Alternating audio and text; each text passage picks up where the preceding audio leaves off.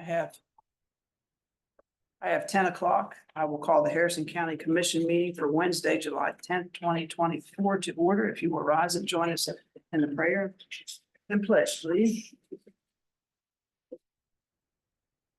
Holy Spirit, I just pray that we open up our minds, our bodies, and our soul to welcome you in. Lord, I ask you to guide us as servants that we may serve and represent. I ask that all the individuals in this room, whatever's on their mind, whether it be work-related or personal, that you intervene and talk to the Father and the Son together, that they may find holiness and peace, not of this earth, but as peace as you offer, Lord. In Jesus' name we pray. Amen. I pledge allegiance to the flag of the United States of America and to the republic for which it stands, one nation, under God, indivisible, with liberty and justice for all.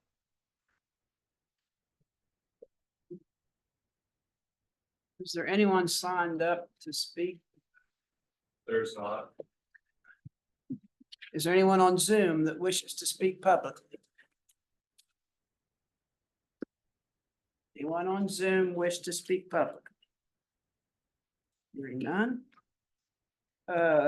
Number 2, consent agenda. What's the pleasure? Motion approved, please. Motion to approve consent agenda.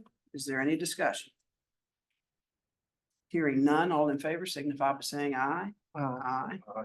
Any opposed? Hearing none, motion carried. Number 3, payroll change notices A through F. What's the pleasure? Motion approved A through F, please. Motion to approve payroll changes A through F. Any discussion? Hearing none, all in favor signify by saying aye. Aye. Any opposed? Hearing none, motion carried. We have nothing under minutes and or amended minutes. Is that correct? That is correct. Move on to number 5, requisitions, purchase orders, invoices. A, Lake Floyd requisition for $1,976.12, and B, vendor list of payments. It's a pleasure. Motion approved A through A and B. and B. Motion to approve requisitions A and B. Is there any discussion? Hearing none, all in favor signify by saying aye. Aye. Aye. Any opposed? Hearing none, motion carried. Number 6, in exoneration, corrective tickets, and joint applications, A through C. What's the pleasure? Motion approved A through C, please. Motion to approve number 6, A through C. Any discussion? Hearing none, all in favor signify by saying aye. Aye. Any opposed? None, motion carried. Number 7, consideration of approval of a project fund requisition for the payment of costs associated with the project to be financed from proceeds of a Series 2019 bonds issued for Charles Point Economic Opportunity Development District Series 2021 A and B Development District Number 3, White Oaks Project Number 2, and Series 2008A Charles Point Project Number 2, Northland Bay. There are 3, A through C. What's the pleasure? Motion approved A through C, please. Motion to approve number 7, A through C. Is there any discussion? Hearing none, all in favor signify by saying aye. Aye. Any opposed? Hearing none, motion carried. Number 8, review, discuss legal opinion on if Commissioner Trecost can vote on Charles Point matters.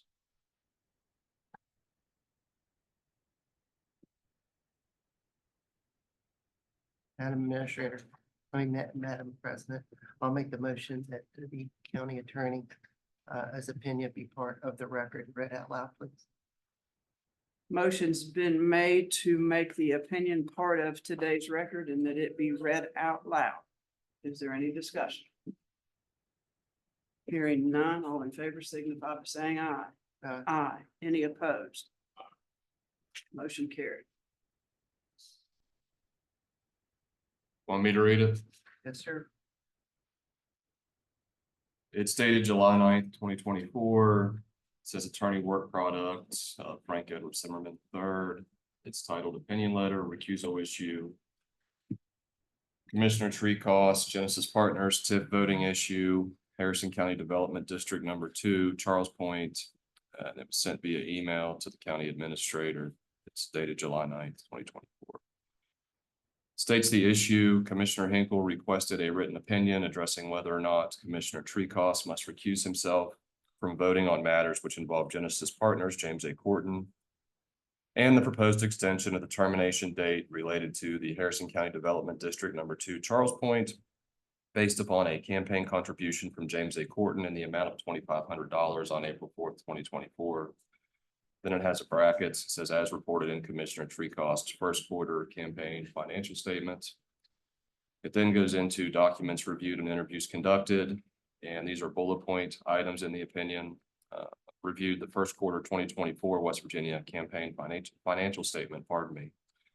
Commissioner Treecost, the 2018 campaign financial statements all filed of Commissioner Treecost, the 2016 campaign financial statements all filed of Commissioner Hinkle, the 2022 campaign financial statements all filed of Commissioner Hinkle, the 2020 campaign financial statements, pardon me, all filed of Commissioner Thomas.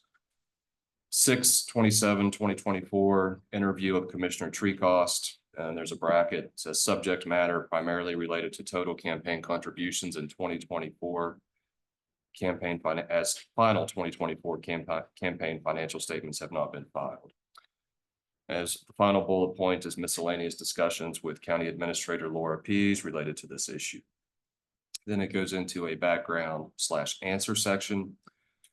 It says general research reveals that there is an absence of a specific statutory framework related to this issue / the impact of campaign contributions on recusal, nor is there an attorney general advisory opinion related directly to this issue.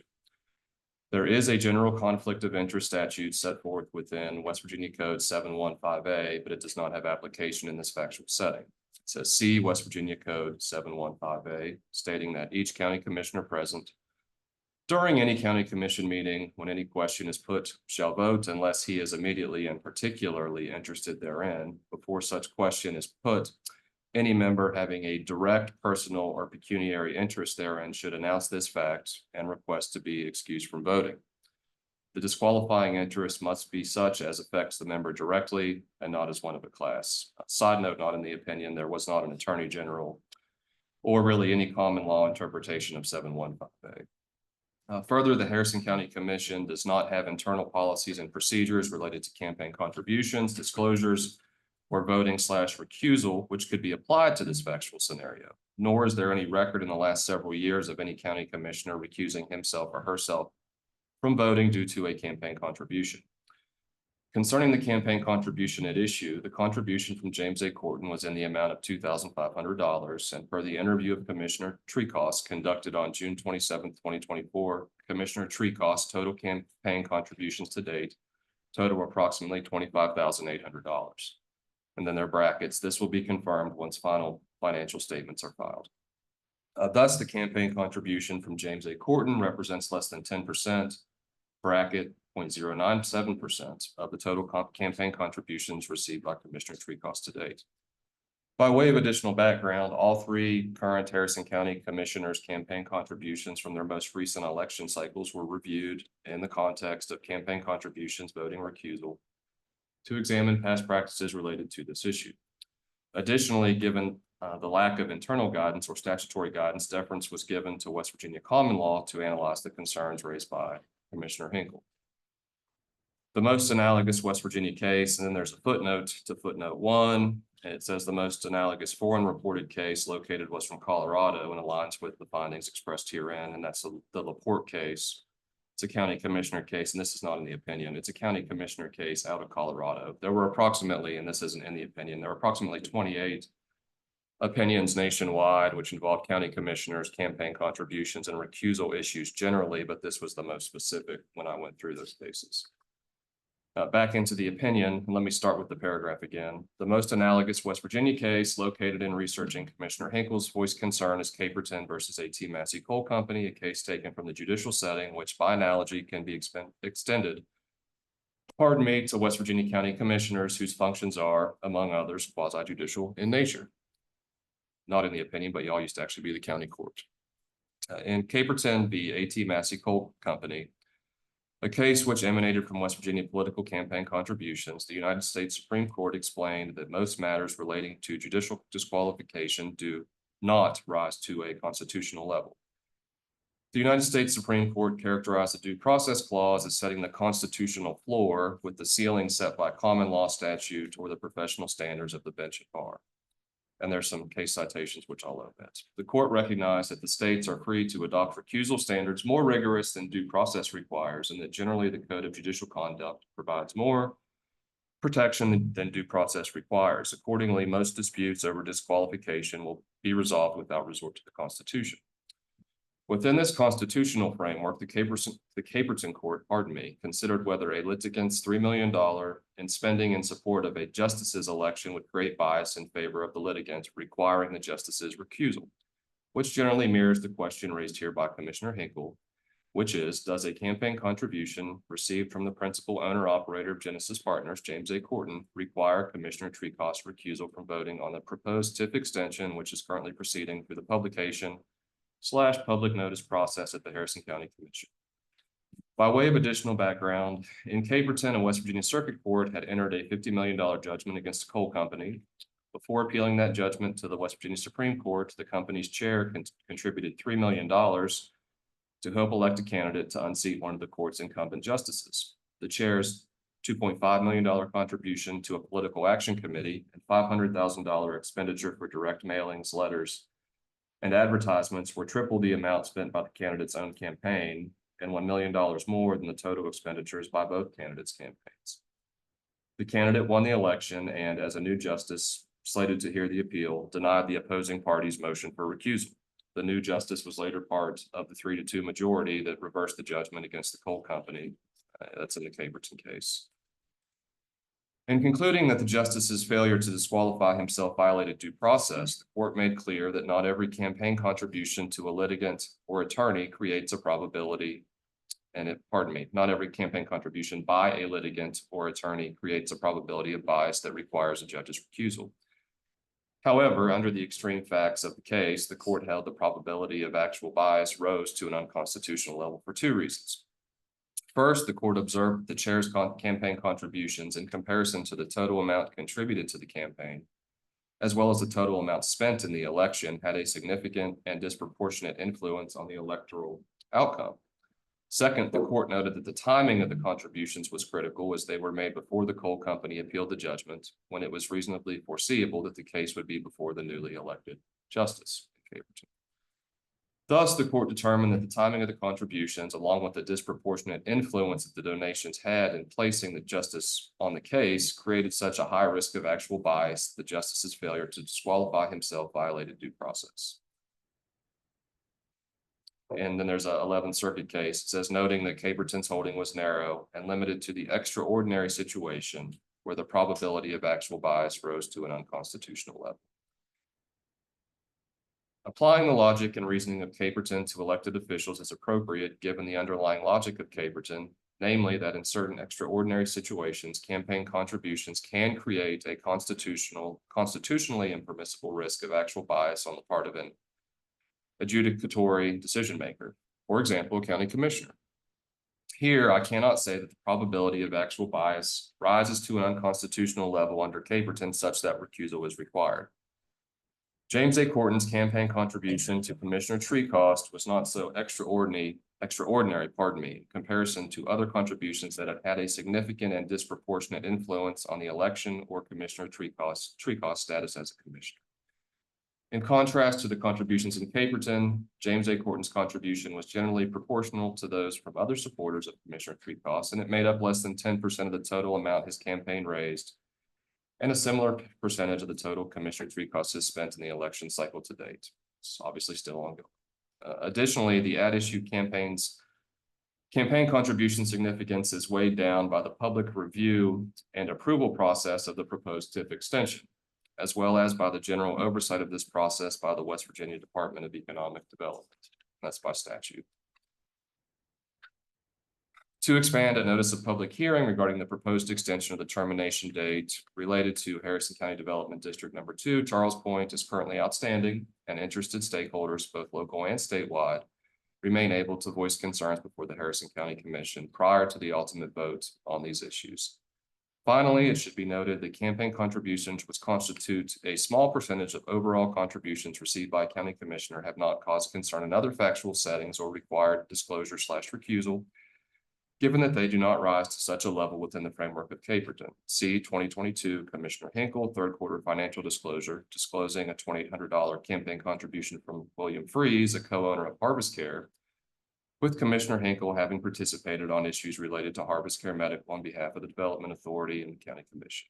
In sum, I simply cannot conclude, as the Caperton Court did, that the campaign contribution, in comparison to the total amount contributed to the campaign, as well as the total amount spent in the election and the other outstanding public safeguards, mandates recusal of Commissioner Treecost from voting on the issues presently before the Harrison County Commission related to the proposed extension of the termination date of the Charles Point Development District Number 2. And this is just me speaking issue. I'm certainly not unmindful of the view that the campaign contributions create an appearance of concern. However, this is not the kind of rare, exceptional, and extreme circumstance that mandates recusal under the framework and logic of Caperton. Any questions, I invite your call. And not in the opinion, but Caperton is really the case nationwide, which is relied upon in looking at these issues. Out of the 28 cases, really the majority of them cite to that West Virginia case, interestingly enough, because that was a case which received a ton of public exposure at the time. It was Mr. Blankenship, you may recall the case specifically, and Justice Benjamin back when that happened. And that's really the controlling factor which underlies this opinion. I tried to give some great detail to it. I'm happy to address any questions. And certainly can lodge it as part of the record at this point. It was attorney work product, but based upon the motion, you may as well make it part of the record for today.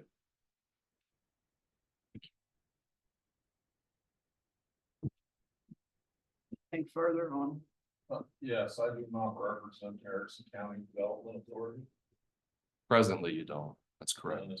I haven't since this was supposedly his contribution date, and I would appreciate to see where this commission voted on behalf of Harvest Care since that donation, because it was in my second term, not my first term. Harvest Medical was first term. Yeah, I understand the factual timeline. Want the facts to back up what you said here? Yeah, I reviewed the factual timeline very closely. And you can show me the timelines that we voted on this. I have. After the donation. I have personal knowledge that you and I worked on curative work together after the Harvest Care closing, Commissioner Hinkle. On closing. That the deal closed, your contribution came in. In terms of the factual timeline, there are numerous public articles which I reviewed in reviewing. If you could supply me those copies, I would appreciate it. I'll give you the articles, I'll give you the curative work. I went back through the whole timeline. I reviewed all the contributions for all the commissioners from the last election cycles. And then my other question is, if this percentage increases, what does that do? So the reason I interviewed Commissioner Treecost and spent time with him, and I went through each campaign contribution which he received, was so that I could create a firm number here. If it changes and suddenly becomes the extraordinary, rare, super high threshold, which the Caperton Court discusses, we'll have to revisit it. I mean, that's the only fair thing to do within the case. Thank you. Yes. Anything else?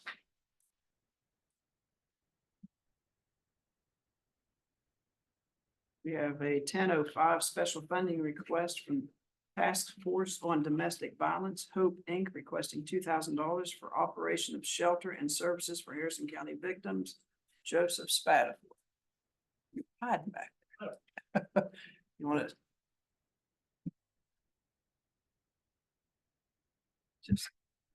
We're just asking for general operation expenses that the Hope Incorporated, our shelter operates in Marion County.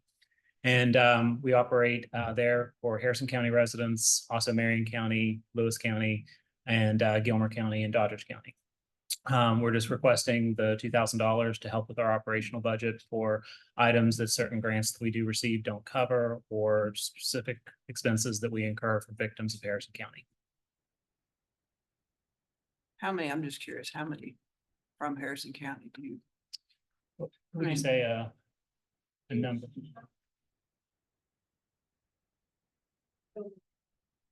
Over 50% of ours are from Harrison County.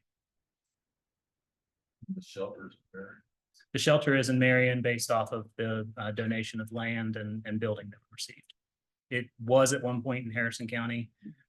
We do have an office located in Harrison County, which is in the Board of Education building that serves victims that are not in shelter. And then we also have the shelter in Marion County.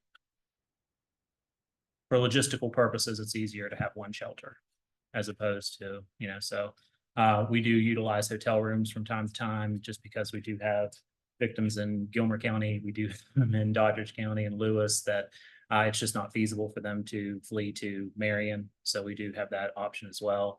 But for the majority of the part, we do prefer a victim to be in shelter, just because we are required to provide all services to a victim when they're in our care. So therefore, it's easier for that to be done at shelter. Most of your funding come from? We do have a lot of funding that comes from the Victims on Crime Act, DHHR, and also West Virginia FRIS, which is the Foundation for Information and Rape Services.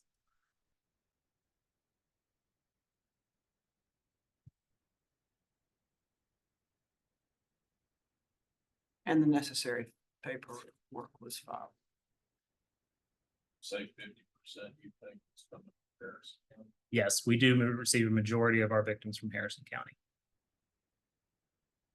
The proportion for population and everything does account for that. Motion to approve $2,000 to the Operation Shelter. Motion to approve $2,000 for the Hope Incorporated Shelter. Is there any further discussion? Questions? Hearing none, all in favor signify by saying aye. Aye. Any opposed? Hearing none, motion carried.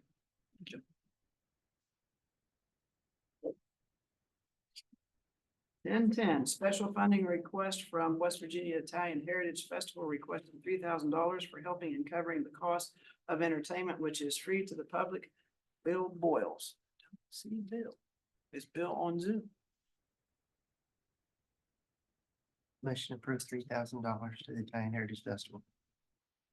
Motion's been made to approve $3,000 for the Italian Heritage Festival. Is there any discussion? This is something we do every year. This is something we do every year. I'm not sure what has held Mr. Boyles up, but it's a contribution we give every year. Used to be 2,500 until we changed our policy. So we do give them $3,000 to help support the festival and covering the cost of entertainment and all that kind of stuff that is free to the public. Anything further on that discussion? Hearing none, all in favor signify by saying aye. Aye. Any opposed? Hearing none, motion carried. 1015, special funding request for National Night Out for the police departments of Harrison County, allowing $1,500 to those who submit a request. So Madam President, we have received some funding requests for National Night Out from the different police departments that are holding them within the county this year, which I believe the date is August 8th. So far, Clarksburg is having one, Bridgeport's having one, the Sheriff's Department is also having one, Nutterford is unsure. It would be my recommendation that we would fund each of the different agencies that are hosting their own $1,500 to go towards National Night Out.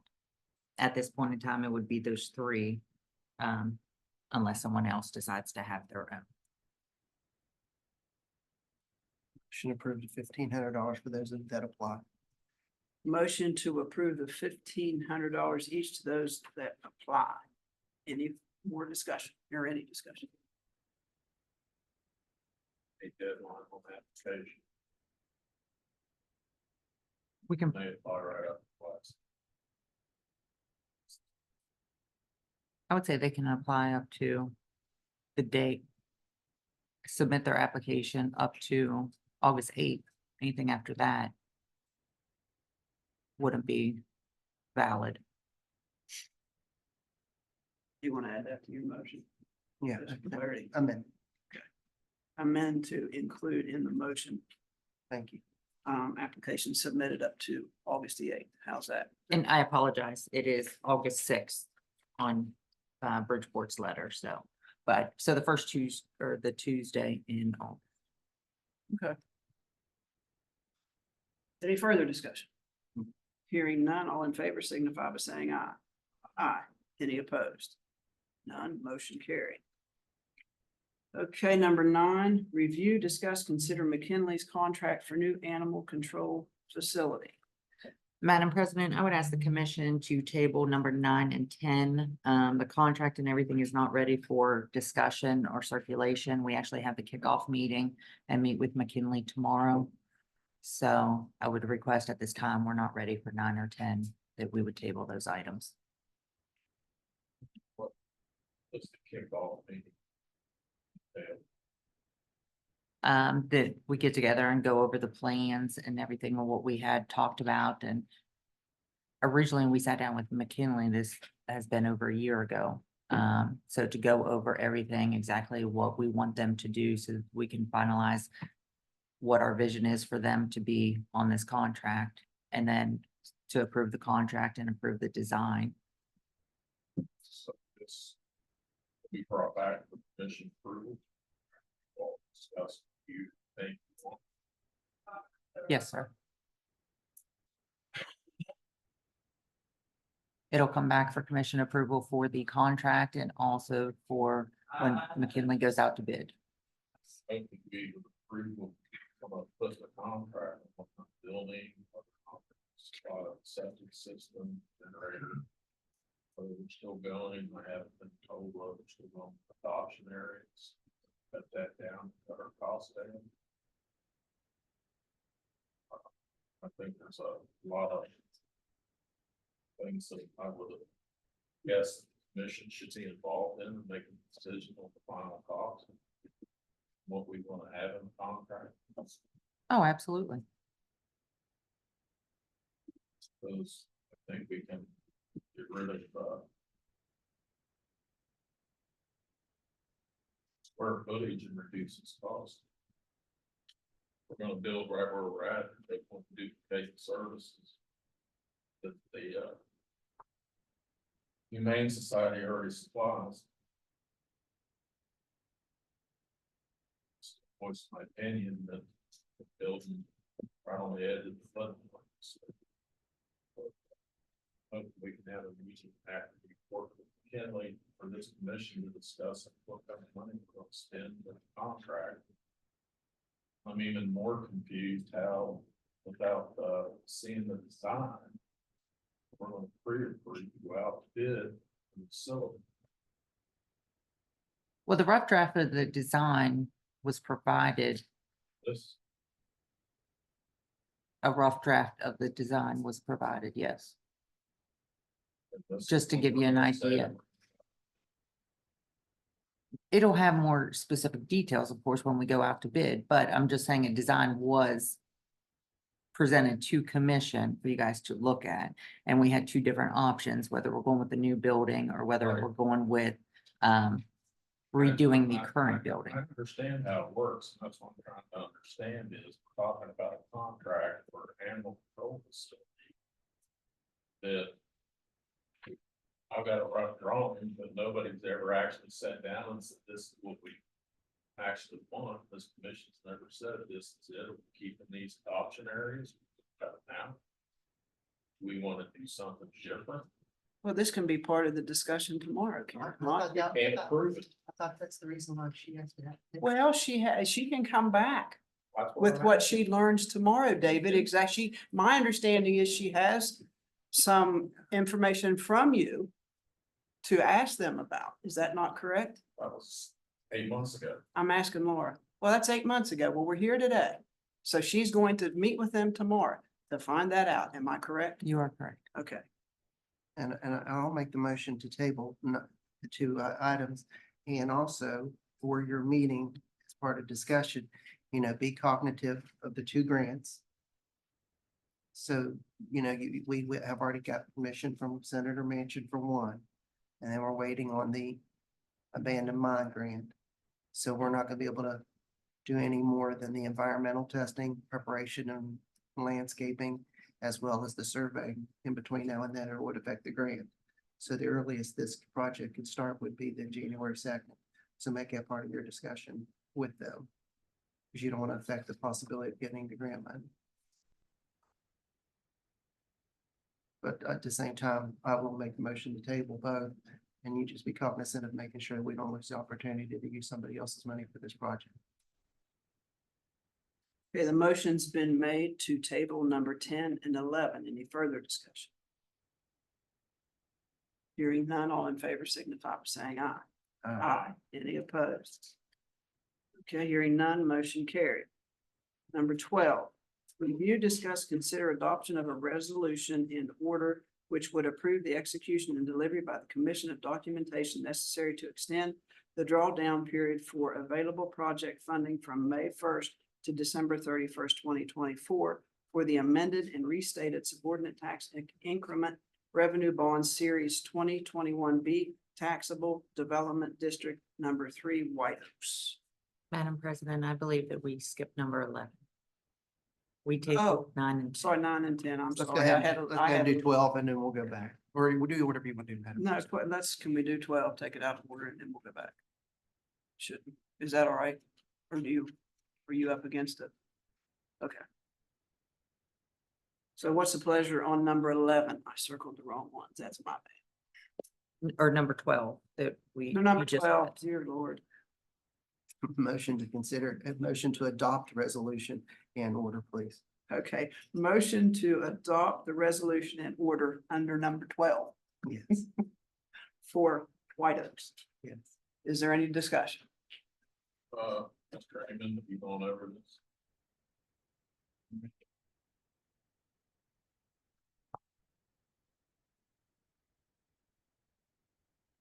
So yes, the resolution in order I did prepare.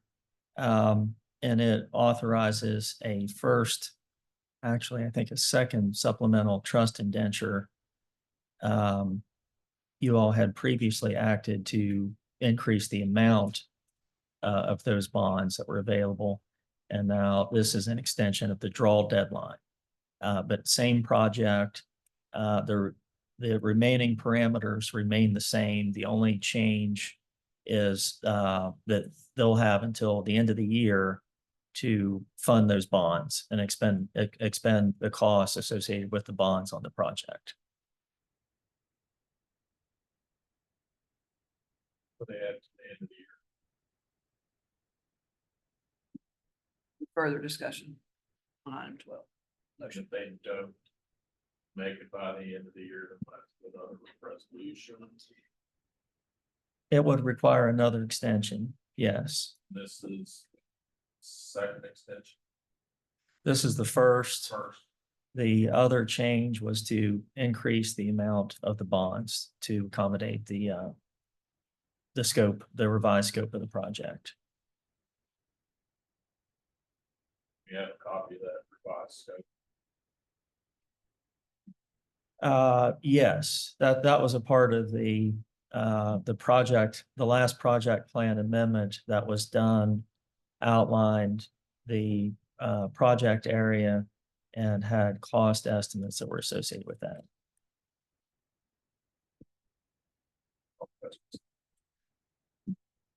All in favor of the motion signify by saying aye. Aye. Any opposed? Hearing none, motion carried. Now we will back up to number 11. Review, discuss, consider the submission of a letter by the County Commission and Charles Point EODD Board to the attorney for holders of Series 2008 property tax increment revenue bonds issued by the County Commission for the Charles Point development. Possible executive session pursuant to West Virginia Code 69A 4B9 due to matters involving or affecting the purchase, sale, or lease of property, advanced construction planning, the investment of public funds, or other matters involving commercial competition, which, if made public, might adversely affect the financial or other interests of the commission.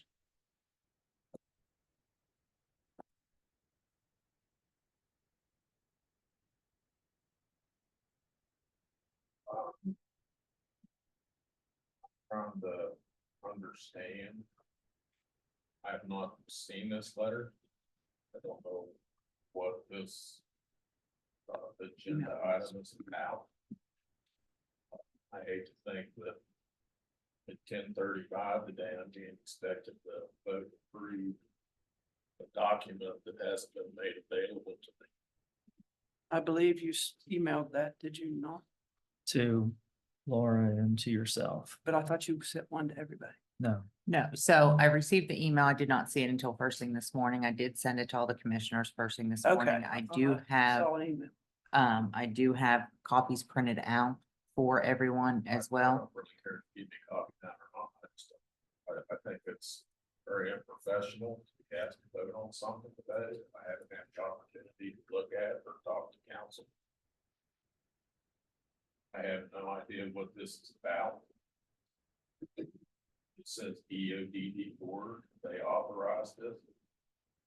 At this point in time, only the county commission would be a signatory to the letter. What was that, Mr. Raymond? Sorry. What did you say? I'm sorry. At this point in time, I believe just the county commission would be signatory to the letter. Says Charles, EODD. That at one time, it was considered that the EODD might be a signatory. Okay, so this is all I've had since the agenda came out.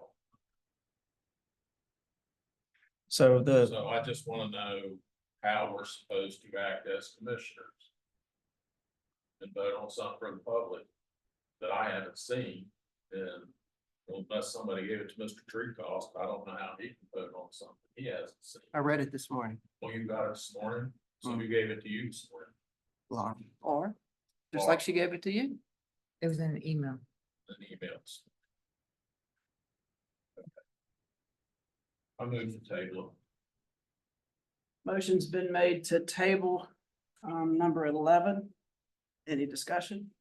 Hearing none, all in favor signify by saying aye. Aye. Any opposed? No. Motion to move forward, as Mr. Raymond said, as the county commission as a signatory, please. I would suggest as council, discussion and executive session to review the letter in detail and make sure that all the commissioners are comfortable with it before voting. I would agree.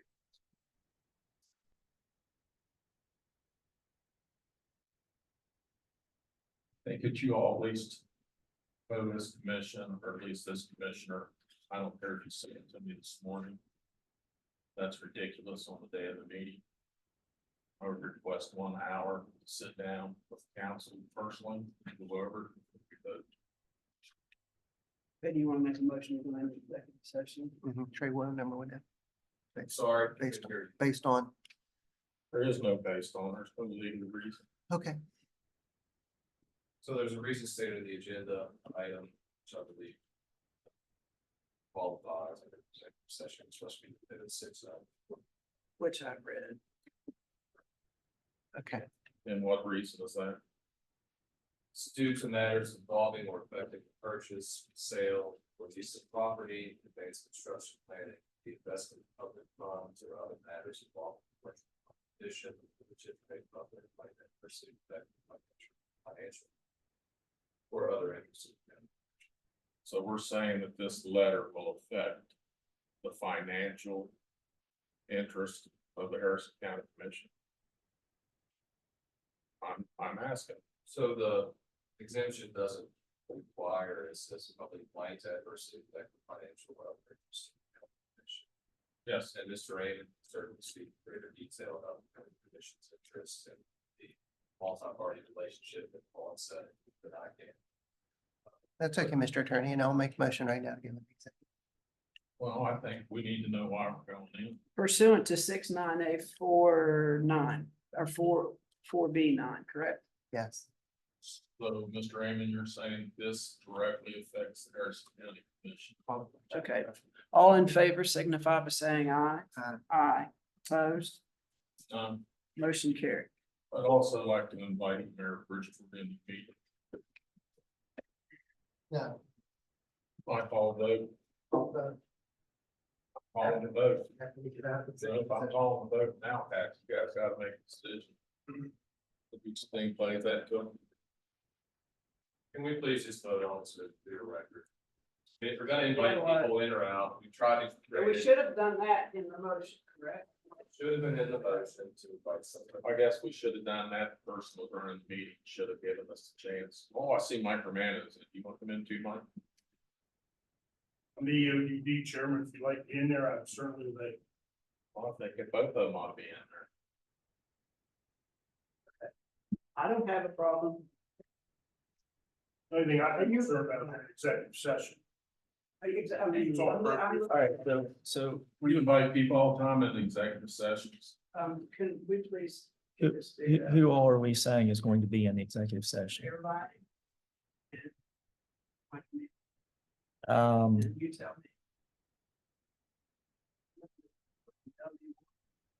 He mentioned. No, I think it needs to be limited to the commissioners and council. Ask for a vote. Getting me out here so clear record. You can vote. I just want you to create a clear record, which we try to do, of who's going and who's coming out. Right now, it's muddy. Okay, Commissioner Hinkle made a motion to bring Mayor Lang into executive session in his capacity as the mayor of the city. The motion's paid. What's the vote? We have a yes. no, Okay. Okay.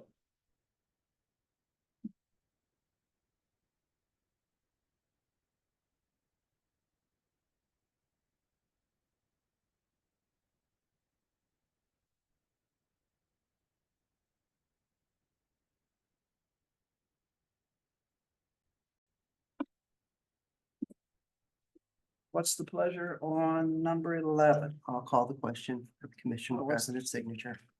The motion is, For the commission president to have his signature to sign off on. the motion's been made for the commission president to sign off on the letter.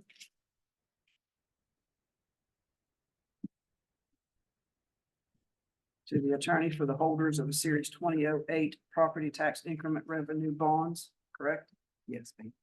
Any further discussion? Or any discussion? Hearing none, all in favor signify by saying aye.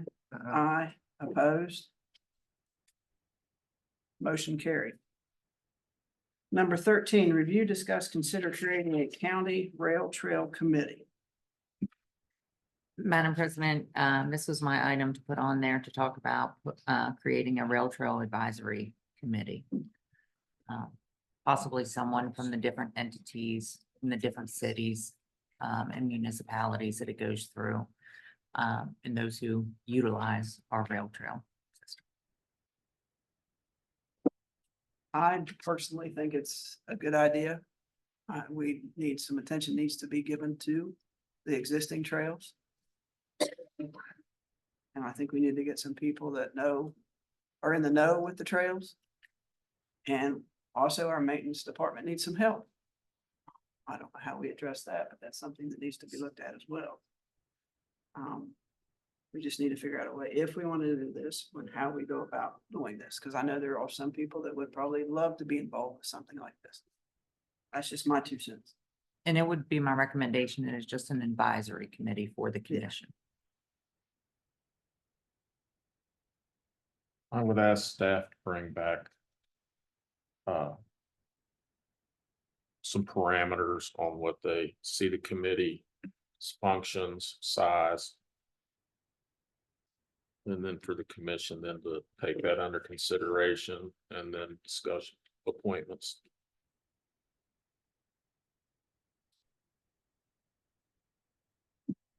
I can Okay. agree with that. Okay, on to 14, review, discuss, consider parks and recreation update. I assume that's why you're here, James. Morning, Commissioner. Morning. Stay on point. I'll just read a few bullets here. Love to take some questions.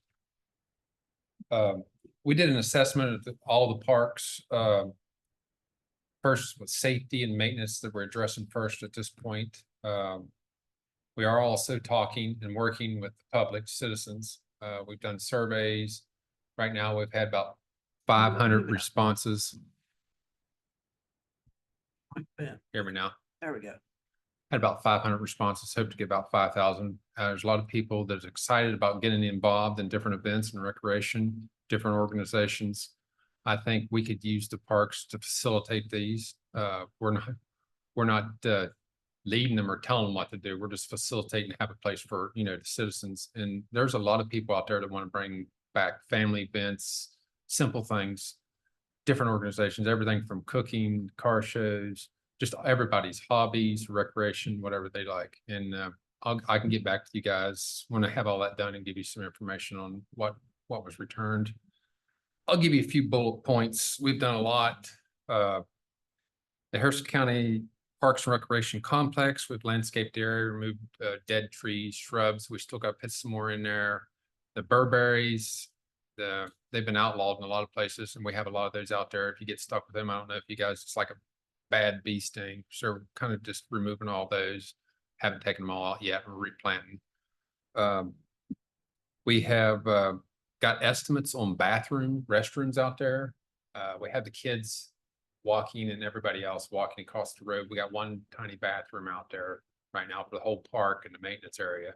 So I got estimates. I'll bring to everybody's attention later. The electrical for the pavilion up there, it was not working. I got an estimate on that. We fixed, moving on along to the Nathaniel Nate Layfield Memorial Park, which is the playground in that area. There was a drainage problem. There was flooding, so we dug that up. Maintenance helped out a lot on that, dug that up, fixed the drainage problem, and customized some crates for safety purposes over there. And we're working on some stuff still over there. There's a lot of stuff in progress. The Good Hope, we've already delivered, had 48 tons of dirt delivered out there. We're going to grade pavilion, the ballpark, and all the dugouts. That'll be done probably by the end of next week, seeded. Of course, we're doing signs as needed. We've replaced some, but we got a bunch on order. The Summit Park,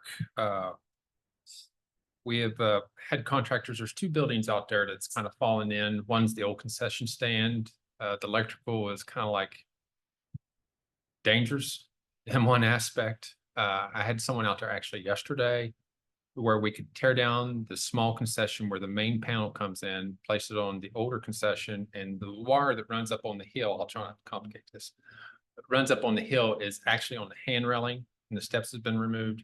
So that needs all buried and a sub panel put up there. That would take care of the electrical problem. And there's flooding in the bathrooms up there. It'd be simple solution. We're going to have that graded. Won't cost anything. Just keep the flooding out. Simple things. And far as and we have ordered signs for out there. Spelter Park right now we've they had two different layers of edging put out there. One, the plastic edging was put over top of old wood that was used with rebar, which we've pulled it all out because the wood was chipping away and the rebar was sticking up, which was extremely dangerous. And we've actually pulled probably 100 and some 3-foot rebar stakes out of the ground individually. That was where the bocce course were. No, this is the another playground. place? Yeah, the bocce courts, we've got estimates on putting a pickleball in there and fixing the grade on the, where you come up out of the park, they spin all the way up there. The road's a little high. You know what I'm talking about? Right, with yeah. the entry. Going out of the park. Yeah. If he was out there putting a pickleball, which was one of the cheapest prices I've seen about paving a pickleball in there, he would actually grade that too. And pickleball also in the area of the other park complex. We talked about that also, but I'll bring that up later. We were just getting all these estimates and let people decide on what they want to do. That way they had something to choose from. The Wallace Park, electric down there is pretty bad. I don't know if anybody's ever seen it. I had him check that out, a contractor. To replace it wouldn't be much expense to replace the panel boards and the switches, so it's safe now, the flood zone.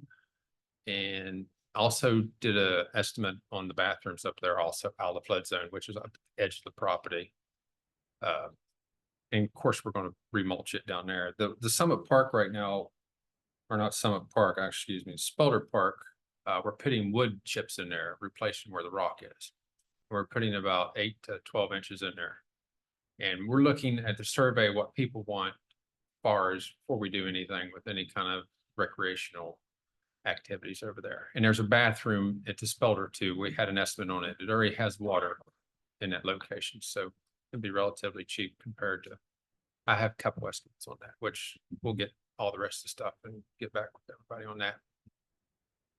Anybody got any questions? I'll start with Summit Park Electrical. If we're gonna upgrade out there, you're gonna upgrade and get up the hill enough power to take care of lights on the upper field and the power to put lights potentially on the other lower field. Well, it's on the lower field. We're gonna run 220 up the hill, which would take care of the concession stand and the bathrooms. There's already a separate panel out there at the end. I don't know if you've been out to the corner. There's a separate panel that will take care of the pairing of those baseball field lights. They got their own panel up there coming off the main line. So We know how big a panel that is. it would actually, it would support what's there now, but the problem is they have the halogen, I believe, lights. If you Yeah. put LED lights up there, I had the contractor looked at, he actually talked to Bobby Menendez about them, if they wanted to get some of their sponsors, get some money together and work with that, they could put those up. I don't know if we want to pay for it all, but he's going to look into that. That would, the electric bill will be nothing compared to what's up there now. And some of the poles may need a little bit of some work on them also, but he did look at that also. But our main concern at the point was the safety of the main wire coming from the main panel down to concession and lower field, and we're running it underground up at 220, so it'll support the refrigerator and the concession stand up there. And the lights on the ball field are separate panels. We're gonna teach the place or tear out those steps going up and down. the hill. They've already been, most of them been tore out. There's a hand relay there now, which has the line, the electric wire running underneath it, which is really dangerous. That was going to be buried and the steps going to be replaced. And that back baseball field was the parks, your all's intentions to. Which one in Summit Park? Yeah. They're pitting another baseball field in there. I inquired about that and they're pitting one in this fall. There was holes down there where they took out the fencing and I talked to Bobby yesterday actually to get those patched. Soon as it falls in those. They've been keeping you up to date on their schedule. Yes, we just had an event that's scheduled, I believe, in July the 11th, 4:30 to 7:30. And we talked to them about having an event over for the neighborhood and he concurred that they could use the baseball field and everybody got along with that. So that's going smooth. And the gates, we inquired about the gates. Actually, yesterday, he's going to have someone to unlock them and to lock them back because it does not work for me to go over there and unlock them or having someone go over there. So he's agreed as to date to unlock them. Folks have been by again and they've been locked up. Well, this was just yesterday when we met over there actually yesterday. And if it doesn't, I'll talk to him again. We'll have that worked out to where it's open. It's been the biggest problem, I think, is keeping it open.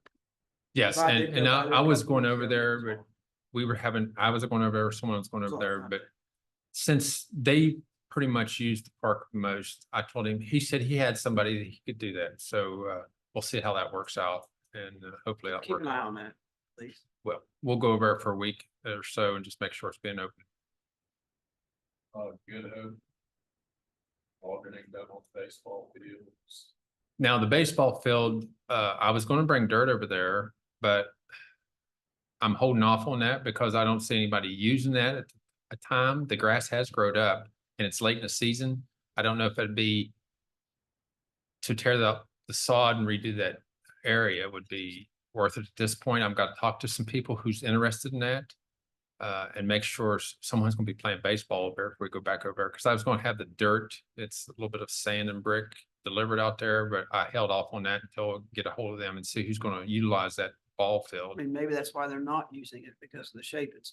Yeah. No, they don't Yes, have no, ball. don't you? Always have that. Yes, sir. Yeah, and we could get that easily done. No. It is a little late in the season, but we can still, we'll talk to any kind of contacts we have. And I was trying to get with everybody and get with them because they need to use it. I mean, if we do that, I mean, and nobody uses it, I mean, we can keep it up, but it's actually, right now, we're gonna take that grass out of there because it's grown up. Let's put it on the calendar for whenever. We'll get to It's work on it. Appropriate time. I'll just call and get the dirt delivered and we can go ahead and tear that grass up. It takes a little bit to tear the grass up once it grows up the ball field. The grading of all that dirt will be done by end of next week and seeded. And far as the signs, we're doing the signs as we go along and trying to update them also in Wallace. You can straighten the edge up along the basketball court over there. Straightening the edge with the dirt. Now you just step off in the grass. Yeah, that's where we're grading that dirt. We got really good dirt. It's mixed with clay and topsoil. It'll pack in there really good and that'll be done by the end of next week. All that will be done. Even more playgrounds online for good. Far as installing more, we're doing surveys. I want to get what people want. We've had a good, actually a lot of enthusiasm and people's got, citizens of Harrison County is getting a say in it, what they want in there. So eventually, I'd say within the next 6 weeks, we'll have that where we can come to a conclusion of what people really want over there and what they're going to utilize. Backstop down at Wallace. Oh, then. It will be. It will be in by end of next week also. Actually, I inquired about that again today. Eric pulls it out, so we'll haul it down there and get it put in. There's also their playground down there. I've been working with some of those people down there. I'm talking to, I used to go down to community events down there when they had the nonprofit down there, Wings, which they dissolved, but we're trying to get something started back again so we can talk to the community as a whole. We're looking to do some mulching around the old playground stuff over there and paint that up and kind of fix that up. There's a lot, it's in good shape. And actually we need to mulch the whole thing. I was told it was mulched last year, but I don't think so. It doesn't look like it was. The marble pit, Yeah, they did mark. they have marks on it. And I don't know what the extent of marking goes on those. I'll find out, but there has been marks put on it.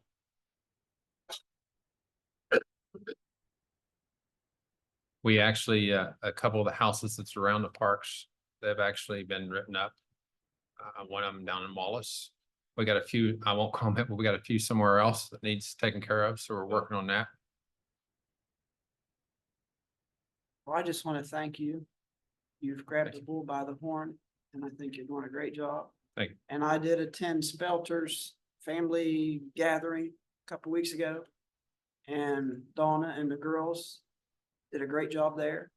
And I'm sure they'll do the same at Summit Parks. I just want to say kudos to everybody out there. And they've all chipped in. Everybody's worked really hard. Yes, they have. I mean, they were out there playing dodgeball, not dodgeball, kickball. And it was hotter than. And the But maintenance, they had, I mean, and they had those ball fields were full of kids. They were from a youth group at the church in the community. It was, Hazel was out there kicking that ball. and that park, if you go back out there, probably at the end of the week, that park will be, it's been completely dismantled. All the edging has been, and it's been redone. And James, correct me if I'm wrong, but I believe from that event, actually, a youth group now from Wallace and the youth group from Spelter are getting together and going to each other's parks and different events. Because they did one at Wallace. Uh-huh. And I think some from Spelter went there. And I know they had a combined event like the week before of the two communities. And and this has been looked at, but we have, I don't know if you guys, the blow ups, the slides, the bouncy houses. I found a really good deal on stuff of that nature. It actually not much more. Renting it's expensive. We could actually buy that stuff. It's not that costly especially when you buy it towards the end of the season, and that stuff can be movable for events Good. and let the organizations, the community maintain that stuff at their events for a week or so. We can move that stuff around. So we're looking into a lot of stuff. Ice skating rinks is one of them, and I've already contacted a bunch of people on those. And a lot of people are actually excited about it because they want to bring their events, everything from Big Brothers to foster kids. Their organizations want us to facilitate a place where they can have locations where they can do stuff. So that's what we're trying to do. Let's get them outside. Yes. And all year round, not just summertime. Great job. Following up with Susan, so 7 years, whatever, with on the commission. This is some of the most exciting stuff that I think that I've heard as far as using our parks for recreation. Thank you. And Laura, I commend you for putting them out there and bringing it to Parks and Rec, because you've been a part of sort of a blessing to the people in Harrison County and what you guys are doing out there now. Getting everything squared around, so just keep it up, really appreciate it. I think the commission wants to see our parks used for recreation. Not just sit around for see to grab that and change it. So I really appreciate it. Thank you. Anything else? Keep up a good work. Thank you. Okay, number 15, review, discuss, consider a resolution to accept funds from the fiscal year 2024 West Virginia Community Corrections Fund. This item is actually on here a couple times. You want me to address it now or with my other resolution in 22 and 23?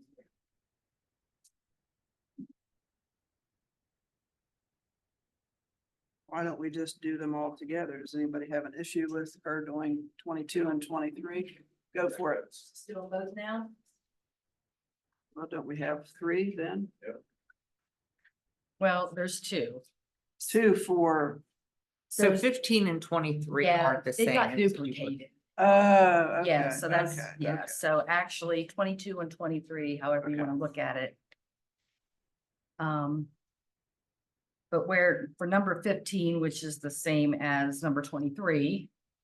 I have a resolution for the commission to accept funds from the West Virginia Community Corrections.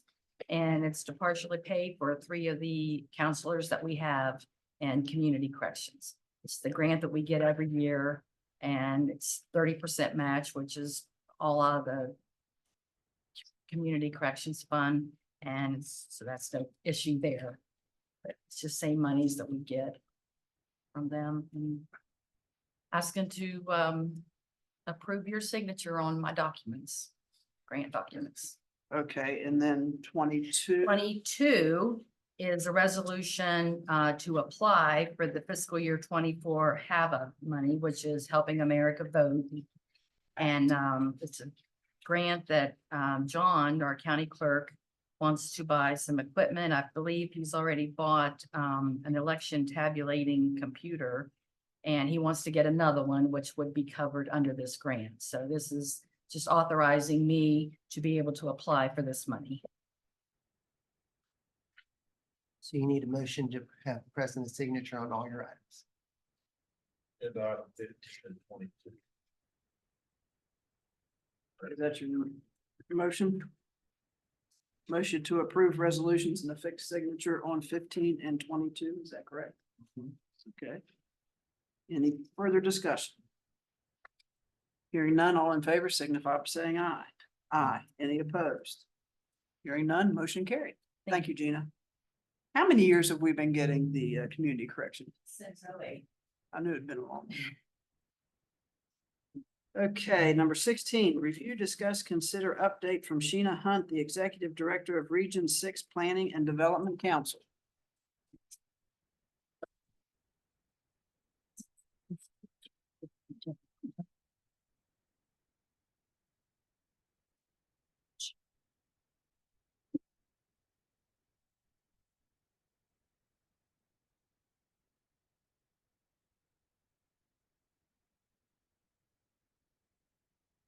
Good morning, Commissioners. First of all, let me thank you for allowing me to present some information to you.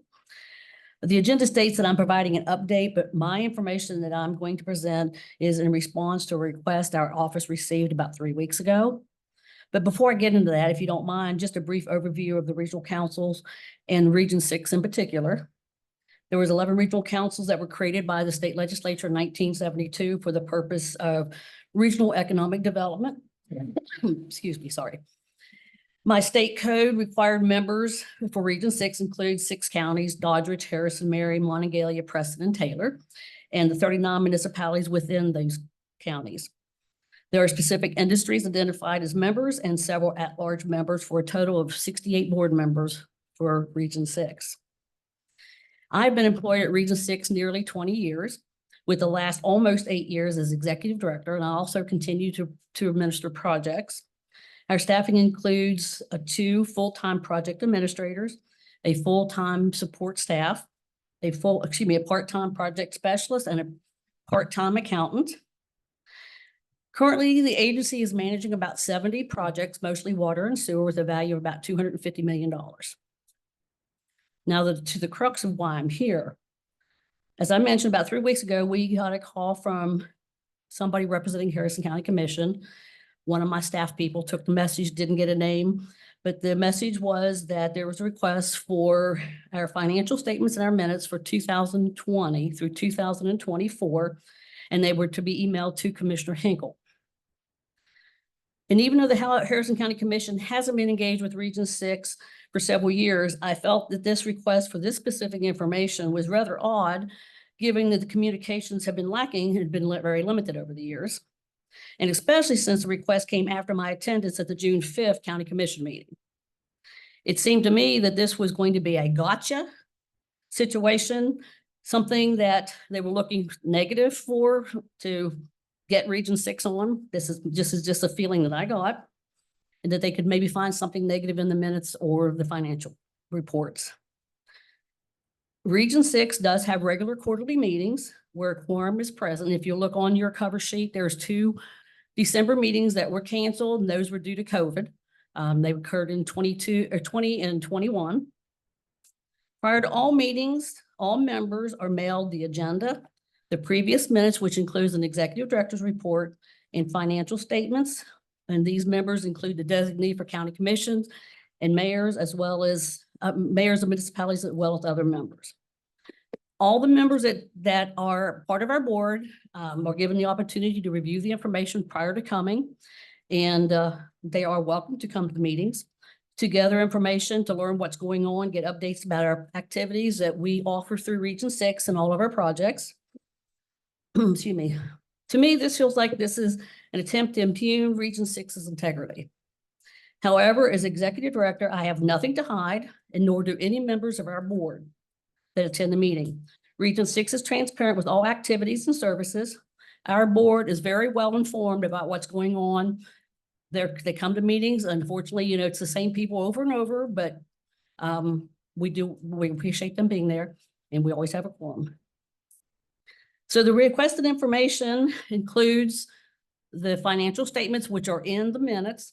And I'll also ask our support staff to do our audits for the last 4 years. So I ask you to review them thoroughly. I know this is last minute to get them to you, but I wanted to get to everybody at the same time, not one particular person, but the commission as a whole, so you can see what's going on. I'm happy to come back, provide any additional information, to answer any questions.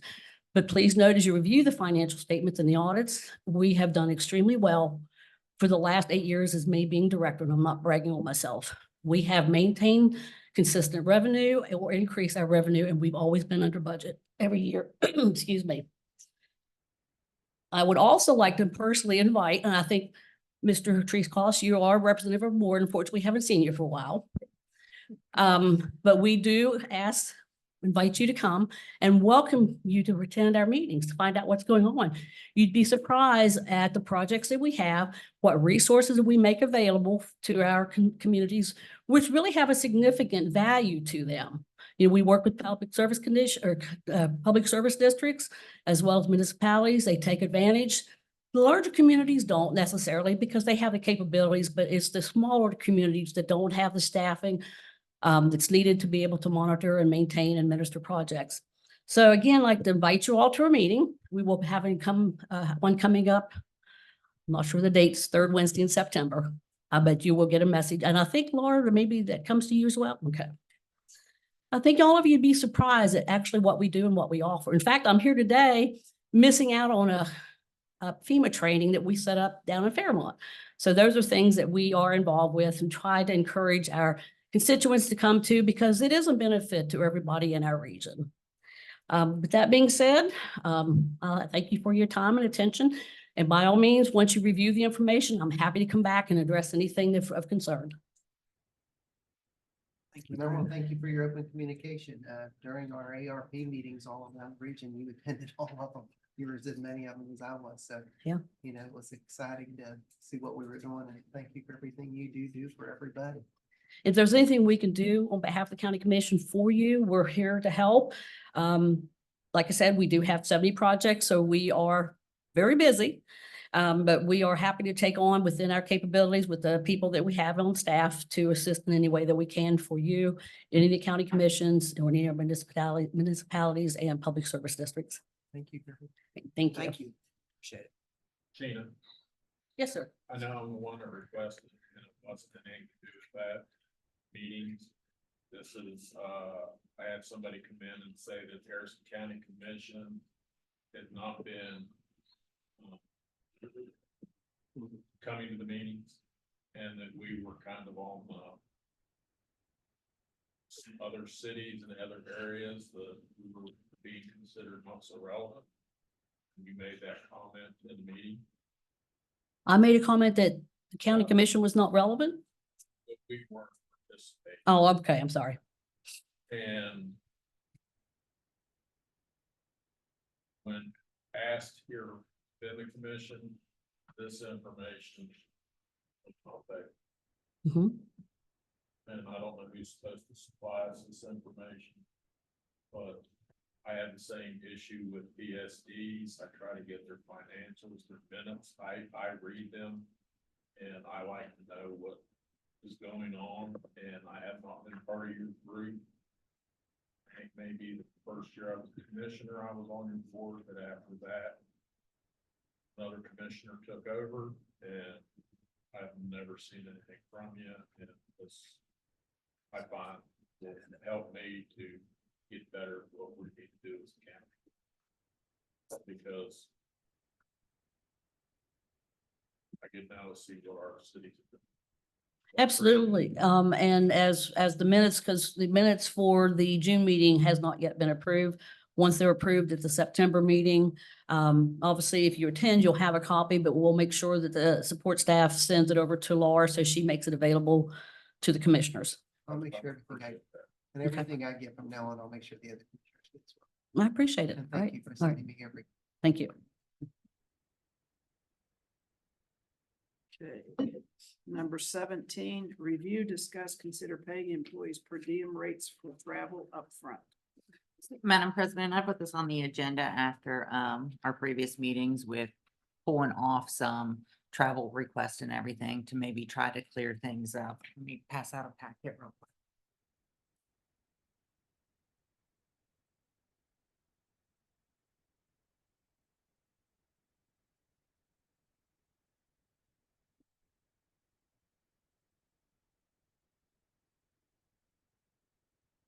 So staff has gone through and pulled some of the reimbursement forms that we have received in the commission office probably over the past year, maybe year and a half. It is for different departments, whether it is prosecuting attorney, sheriff's department, assessor's office, and looking at different meals and everything that we have spent, our travel or whatever on these expense reports. We reached out to the auditor's office to ask them, pretty much, is there a right way? Is there a wrong way of doing this? Whether it's to pay the per diem up front, or if it's to, turn in the receipts and get paid afterwards. A conversation I had with them, they prefer us paying up front because then we don't have to turn in receipts for those. The only receipts we would have to turn in is for the hotel, the lodging, and any uncovered expense over $75. So that makes their job a little easier. There's actually a GSA website that tells you the breakdown wherever you're traveling of what the approved amounts are for when you go. For example, in the state of West Virginia, daily lodging rates for the most part is $107. Now, if you go to Charlestown or Charleston, it's 112 and 113. Meals, standard rates, meals and incidentals is $59 a day. It breaks it down to 13 for breakfast, 15 for lunch, 26 for dinner, 5 for incidental expenses. And then this way, this is also a way that we could pay the employees whenever they travel. They do get it before they travel. That way they have money to eat on while they are there. Should they not attend an event, then they have to pay the county back. If meals are included with the registration, those meals are not included to be paid. And I also in your packet, I do have where the state purchasing or the state travel policy is attached that we can review for our consideration. And Trey, if you have any input on this as well. All of the auditor. Yes. Also, And is this, I'm sorry, I was looking at these amounts. Did you give an amount, the state? What is required or what the amount, daily per diem amount? So it And depends. I'm sorry, I apologize. No, you're good. It depends where you go. Like, I'm just gonna go with the standard rate for West Virginia.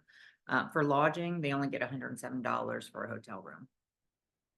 And usually, I'll be honest, with lodging, we usually put it on our credit card, so it's not like the employee would be getting that money upfront or anything. It goes on the county credit card for lodging. But for meals, if they're gone a whole entire day, it's $59. And that covers all their meals for that day. If, let's say, lunch is included. Per day. Per full day that they are there. First day of travel is $44.25. Last day of travel is $44.25. But now, let's say they stay at a hotel where breakfast is included, well, then you subtract, they don't get the $13 for breakfast. Or if lunch is provided at the conference, then you don't include the lunch. And with this, the agendas for the conference should be attached to the packet to confirm what meals, if any meals are provided at this event that they are going to.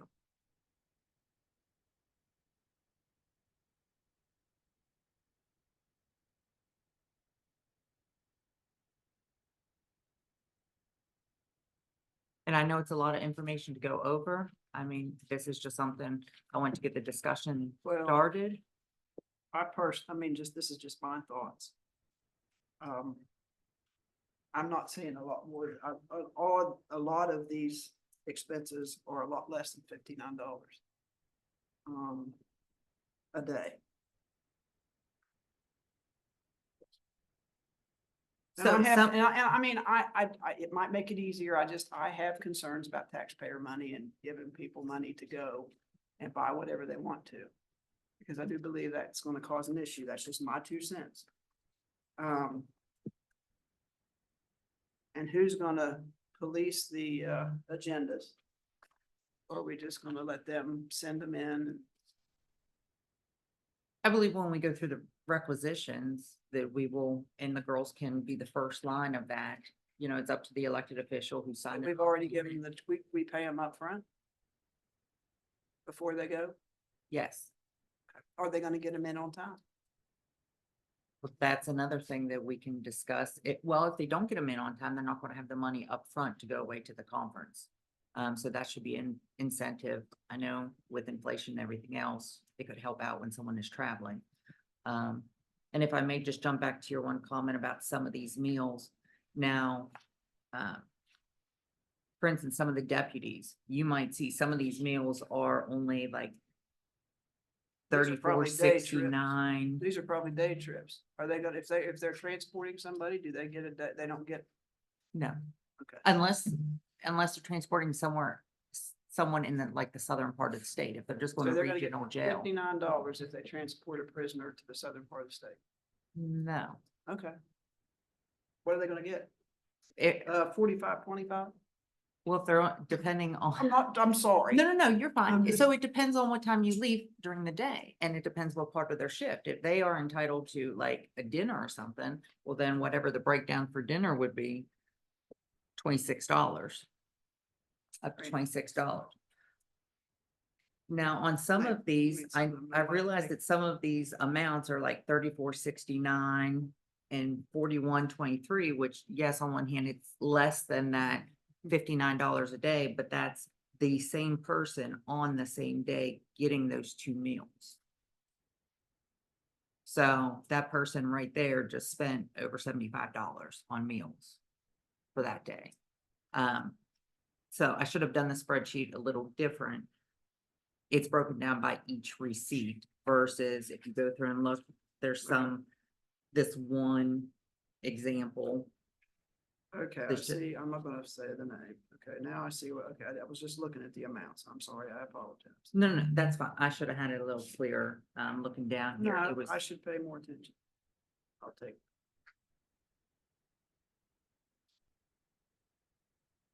I mean, Is this I- just for commission employees or just for all the elected officials?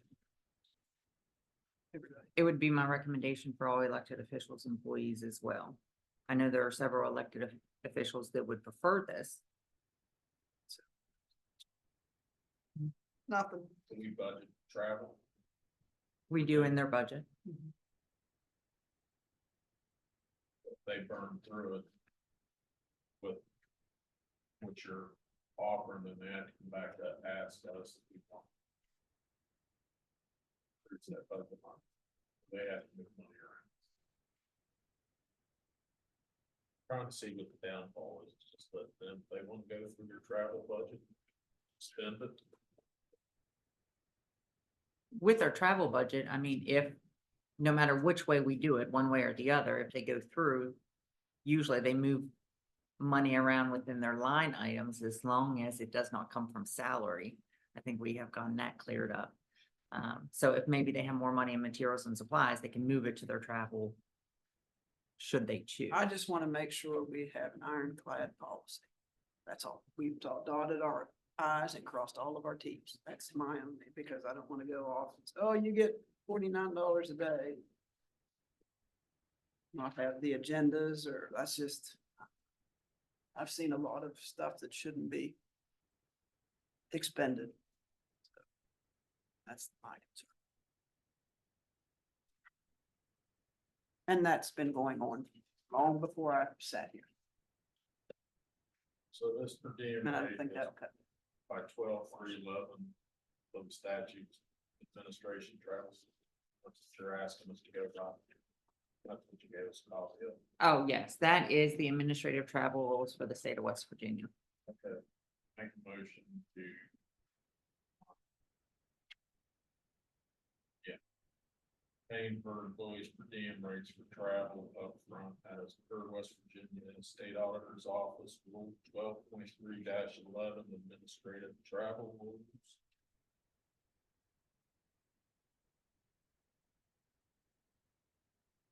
And for staff to come back with a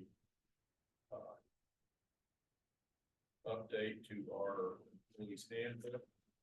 And that go out to all employees so that they understand what they can.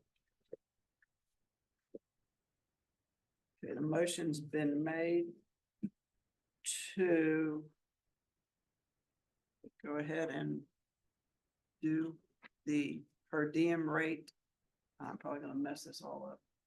Pursuant to the West Virginia State Auditor's Office 12.3/11 Administrative Travel Rules. Update the, And to update the personnel manual, which needs definite attention for more than just this. won't argue, but at least Okay. it's one step. Okay. Any further discussion? Hearing none, all in favor signify by saying aye. Aye. Any opposed? I think we need to do a little bit more, tighten it up, but also I'm gonna vote no. I'm not opposed to the per diem, but I think we need more than just that. Okay. Number 18, review, discuss, consider GSA update. Potential executive session pursuant to 69A4B9 to consider matters involving or affecting the purchase, sale, or lease of property, advanced construction planning, the investment of public funds, or other matters involving commercial competition, which if made public might adversely affect the financial or other interests of the county. Anything? Yeah, I'd like to speak on scheduling the mediation between Rycon and the commission briefly. We had picked a mediator from Southern West Virginia. His name's Charlie Picarillo. He was picked because of his experience in the public sector and in construction law, construction matters. We had been given mediation dates of July 29th to August 1st, August 5th through 8th, through August 12th through 15th. We were given those dates. We went back to the mediator, and then those dates were not available. All of a sudden, he's in high demand, I guess. So we're still trying to set a firm date. I know you all want to get that set and get that done. I don't want you to think we're trying to sit on it. We're just having some difficulty scheduling with the mediator schedule. We might end up having to just switch mediators. So we've been trying to schedule with Charlie Picarillo for a while. They were not comfortable using someone. The contractors from Pittsburgh understand. So they didn't want to use someone from our backyard. So we tried to find a truly out of the area mediator who has experience in these matters, and that's where Mr. Picarillo came from. But I'm speaking with Ross Giorgiani, hopefully tomorrow, to try to finalize a date. It's not something we're ignoring, we're just having some problems. So I apologize, I guess, for lack of development. Thank you. I understand. Number 19, review, discuss, consider budget revisions for the sheriff, A, B, C. Madam President, as the recommendations for the different line items for the sheriff's revisions, A, staging, again, this is money all in his budget already within the line items that he is able to move. So I recommend approving A. B, same with 700 law enforcement. This is money in his budget already. He's just moving it between the different line items. Okay, what's line 103? 3, It's up there pretty high. salary, That's, So where's he moving it to? that's my whole, that's why I asked. 2 extra help. Extra help for what? 106 and 108. So Yes, as extra. for, let me talk about staging first, since we're talking about 103 to 109. Staging, that is for his salaried people and it's going to extra help. So Extra with, help for what? for in staging, salaries is only full-time people. So when he has a vacancy and he has to use more part-time to fill in the gaps, that's why more money has to be moved into extra help line item. Does that make sense? Like, it's still for a salary of an employee, but instead of full-time help that they're using for this, it's extra, it's Yeah, but part-time people. staging is what part-time people? Staging had, Mr. Del Rio was part-time at one point in time because they lost the one. But who's the staging. extra help he's bringing in? These are, he's Is not bringing, 109 extra help? he's not bringing in any extra people. This is already part-time employees that work for the county He's commission. just giving more hours because he's lost a full-time person. Okay, Correct. Yeah, Okay. they're already employees. We're not adding anyone. We just have to move money from full-time employees to where we pay out of part-time because a full-time person left and those part-timers had to fill Who was the in. full-time person left? The gentleman's name was Long. He went Okay. to a police department in another county. Okay. Ben? No, it wasn't Ben Long. Never mind. But anyway, Okay, 106, what line is that considered in law enforcement? 108. okay, so 106 is retirement. And 108 is overtime.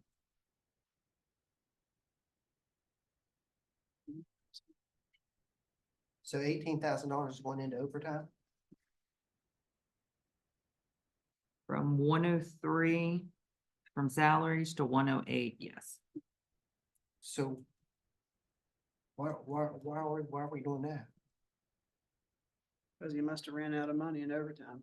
He ran out of money in overtime, and again, with the sheriff's office, from his salary line item, he had several vacancies with deputies this year.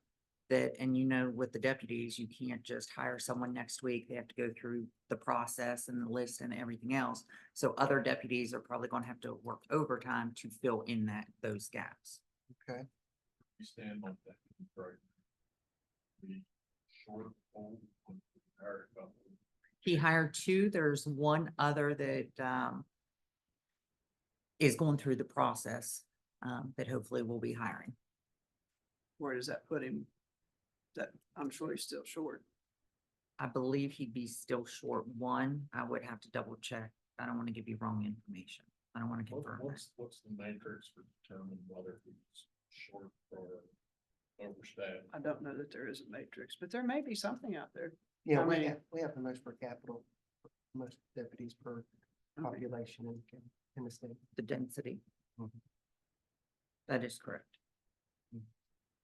And then this C, security following line item needs more additional funding to meet budget obligation.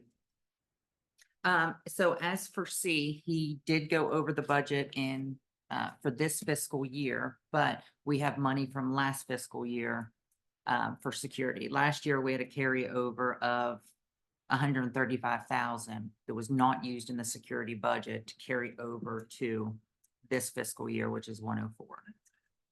So where was that at? Is that levy money? Yes, so as for item C, that one is levy money, so that's not coming out of general county or anything like that. So out of the levy Still for taxpayer money.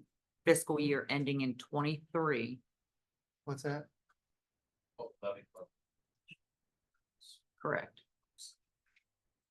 So in 23, we had carryover funds. In 23, we also did not have security here at this building that is being paid out of these funds. And you've had a couple leave that were probably high paid Correct.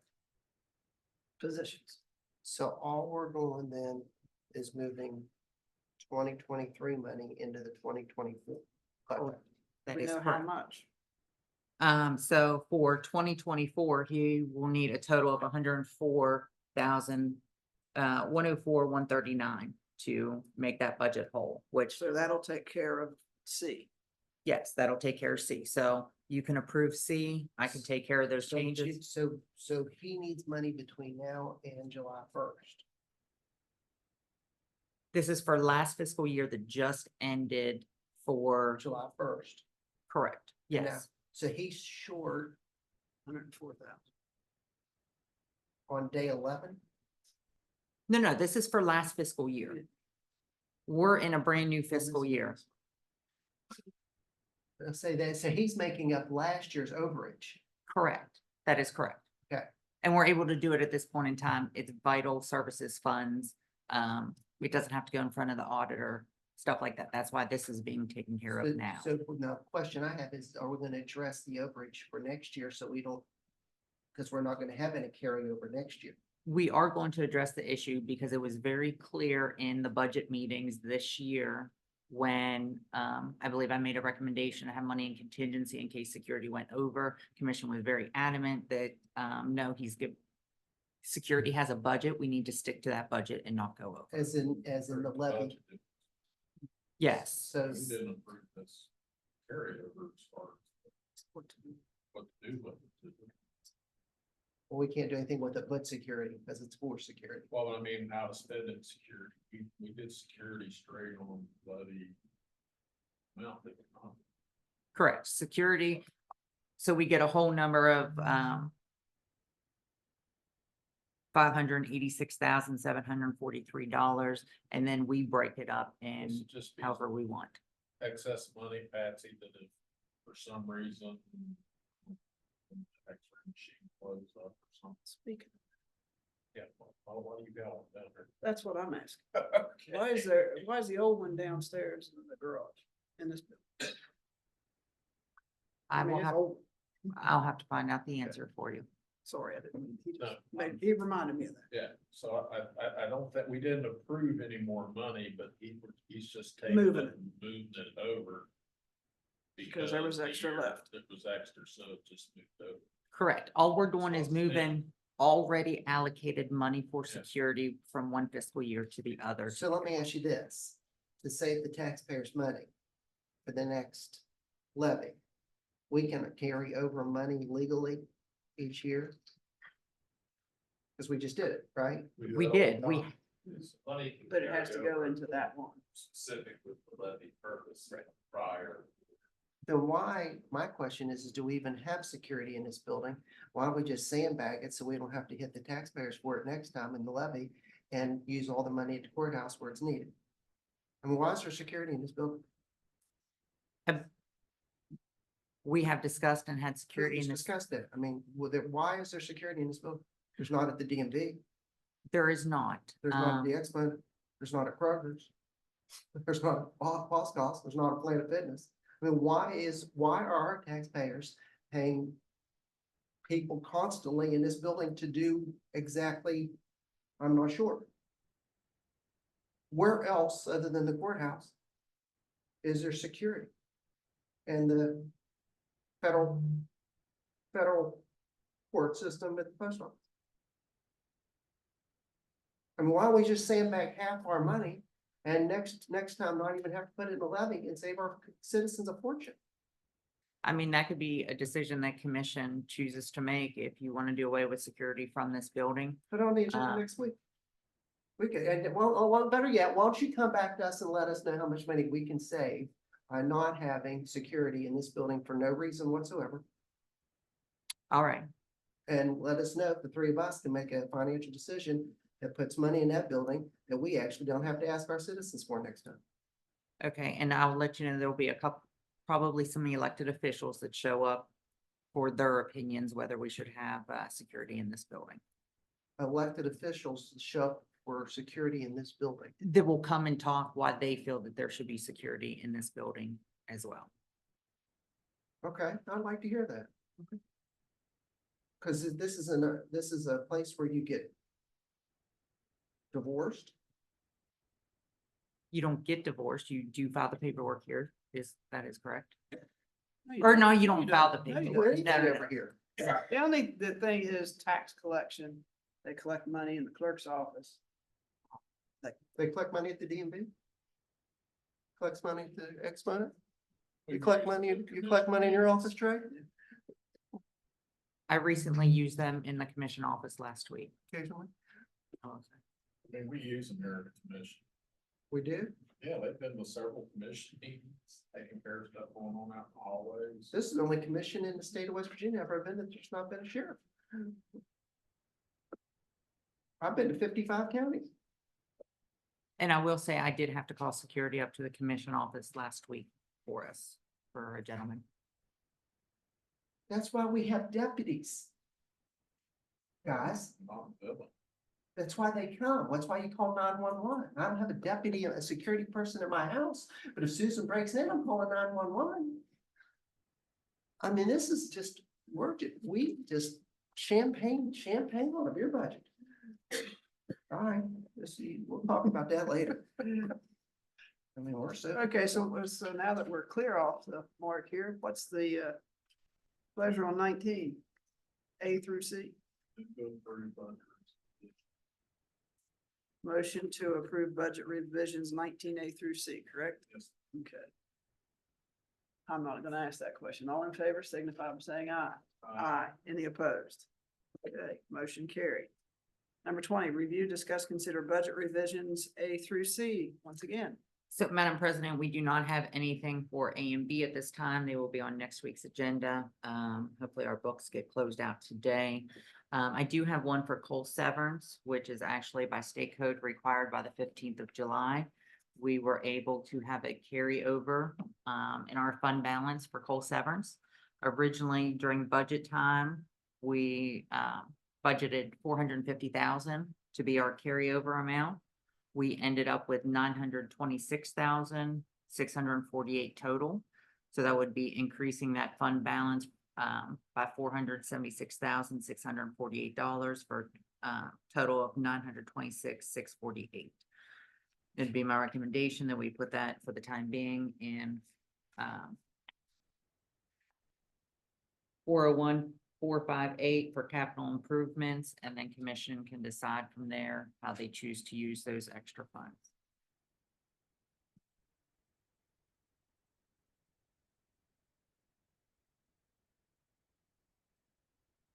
It's a pleasure with 20C, I guess. We're removing A and B. Correct until later.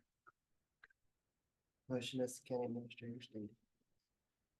Motion to approve 20C as stated by the county administrator. Any discussion? Hearing none, all in favor signify by saying aye. Aye. Any opposed? None, motion carried. Number 21. Accepting $25,000 from local economic development assistance grant to build a new playground for Bridgeport Parks and Recreation. So, Madam President, this is just us being a pass-through for the new playground at Bridgeport Parks and Recreation. The all-inclusive playground. Commission has donated money. The state is giving 25,000. So this is just a formality for commission to accept it, and then we can pass it on to that entity for the playground. My only question is, does it need to come for the commission for action? I'm just asking, does it have to? This is the third time since I've been here that we I'm just would curious, be doing 'cause this it. is the check that you and I have put Yeah, out it. I think it's just a matter of us accepting it. I mean, a lot of times the people come and they just want to have A I'm not show. gonna say what I'm, yes, The But I presentation. guess at the same time, I guess but should it go, does it have to be? That's my. the item should be, we're accepting the money and then pass the check back out. to whoever's- Yeah, I'd like for them to stay on your agenda, just to create a clear Okay. record. See if there's money coming in, money going out. Yeah, I just want, I mean, I'm not opposed to it. I just was curious. Okay, so the motion for, it's to accept local economic development assistance grant in the amount of 25,000 from the state of West Virginia to be used for the new playground at Bridgeport Parks and Rec. so should the check needs to be written to Parks and Rec. Check should be reissued to Bridgeport Parks and Rec. Technically, the check, I believe, would be for city of Bridgeport, and then they'll subcategory it to their Parks and Rec, I believe. Just to be clear, City- sorry. Okay, so the motion is made to accept the $25,000 from local economic development assistant grant for the playground for Bridgeport's Parks and Recreation, and that the check be deposited and then a check issued to the city of Bridgeport. Correct? Okay, any further discussion? Hearing none, all in favor signify by saying aye. Aye. Any opposed? Hearing none, motion carried. Okay, I think we're at number 24. That is correct. Okay, review, discuss, consider letter from Greater Harrison PSD notification of intent to pursue a waterworks system improvement project and to increase water rates and charges. So, Madam President, 24 and 25 are just for your informational purposes to make part of the record. We received a letter from Greater Harrison PSD and from Clarksburg Water Board. This is talking about their intent to or their notification to pursue rate changes. Greater Harrison made us aware that they're actually having their public hearings for the proposed increases on Monday, July 15th at 6 p.m. 6 p.m. People are welcome to attend for that public hearing. So I would just ask commission to make 24 and 25 part of the record. And if you have any questions, I'll do my best, or we can schedule them to come back and talk in front of commission.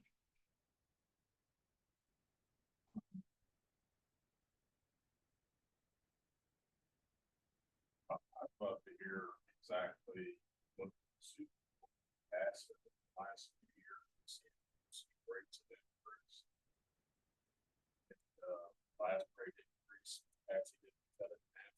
Yeah, we did knocked it down, what, to 10? And they wanted, Maybe it'll, I think it'll be less than that. I would just like to have all that in front of us and look at what they're asking, because these rates are gonna be, time they finish this stuff, they time they. There'll be some big numbers here. Might not want, security, but I think the last time we did a big jump, it was pretty, Yes. That was that was very, very tense. tense in the meetings and. I remember. I would 4-H. love to have them come in either work session before they get much further into this and have our staff get us some numbers. Take a hard look at this because, I mean, some of this stuff's talking about a rate increase of 18%. Would you By the like, time it's all done. would you like an analysis of rate increases for, let's say, the past 10 years? Well, yeah, that wouldn't hurt, but it would also wouldn't hurt to see just exactly. To look at their financials just to see how bad they really need this, because I can tell you, when I look at the sewer ones, I mean, they're flush with cash. I do have some cash flow analysis then for you from Greater Harrison for your review then. If you two are sit down with them and do a work session, because this is, we're gonna affect what, 5,000 people. I don't know that it requires a work session. I have a problem with them coming to a regular meeting. That way everybody gets to hear it. Not that they don't get to hear it in that work session, but it doesn't matter to me what you got, whatever you guys want to do, I'll do whatever.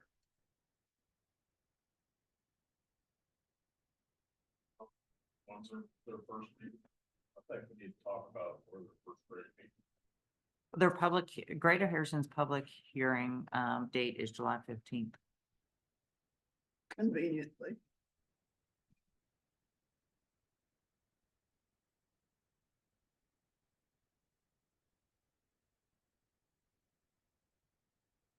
And of course, once they go through all their public hearings and everything, it does come in front of commission for your approval.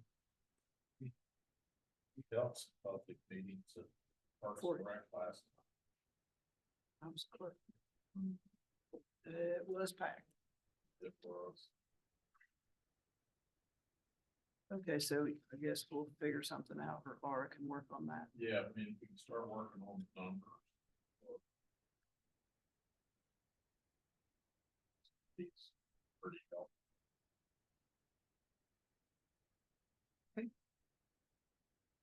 So do we want a motion for making 24 and 25 part of the record today? Please. So moved. Okay. Any discussion? Hearing none, all in favor signify by saying aye. Aye. Any opposed? Hearing none, motion carries. Laura? One thing I would like to ask is the estate hearing, tabled item number 3, estate hearing petition to remove executor Mary Lou from the Mary Lou Grimes estate. I asked that we pull that off the tabled items and we can actually do away with that tabled item. The administrator, I received a letter from a deputy clerk Wednesday, April 10th, 2024, we had a hearing with the commission to remove the executrix, Ms. Bice, from the estate of Mary Lou Grimes. There was inactivity with the estate. Everything that was requested of her has been done to date. So the county clerk's office is requesting to remove the aforementioned estate from the list of tabled agenda items. Motion to remove. Motion to remove number 3 from the tabled items, correct? Okay, any discussion? Hearing none, all in favor signify by saying aye. Aye. Any opposed? None, motion carried. The only other things I have is, it's pretty nice to, when we receive these emails from the Secretary of State, Mac Warner's office, and we talk about top 5 counties and total businesses registered for last month, Harrison County, we're in the top 5. We had 53 new business registration. And then we also have a flyer for the community picnic at Summit Park. It'll be tomorrow, July 11th, 4:30 to 7:30. And we'll have that posted on our Facebook page as well. Other than that, that's all I have. Commissioner Treacle? yeah, where are we at with our social worker on the street? We still have to try to get Mr. Rippey scheduled to come back and give us an update of that. He was able to do this meeting. I believe, the ladies in the commission office told me he might be available. They've talked to him to schedule something. I believe it might be next week that he is coming. So I don't want to give you a definite date on that, but we are waiting for Mr. Riffy from the United Way to come back and give us an update on that. Put it on the agenda regardless if he's here tomorrow, next week or not. Okay, cause we've been trying, borrow day, I've been trying to get here, Patsy, for the last 3 Yeah. weeks. Matter of fact, they could, He's been on that. Okay, I just knew that he, but he has employees, right, Gary? Yeah, but Brad himself's been on highway. But what I'm saying is he has people that are actually running the But United Way, right? he's Right. back. Have you got your car? No, you haven't got your car. Any word on how, where we're at with the blacktop across the street? I'd like to get it, hopefully at least get started. That's what. Yeah, I mean, yeah. It's a mess out there. Okay. But just to let you know, Brad is back. yeah, and I've heard some issues popping up on this whole program, so. Yeah, hold on. And just let me make sure, because I want to make sure I'm on the same page as my other commissioners. We want a social worker on the street. I'm not confused about that, am I? Yeah, I am. I don't think it's, do you think that's the way it's coming across, Gary, is somebody on the street? I think that was the. I think that was Yeah, your but I motion. thought if we're gonna embed them in It was supposed to be the law enforcement. with law enforcement, so I don't know how that puts them on the street. I kind of pulled back.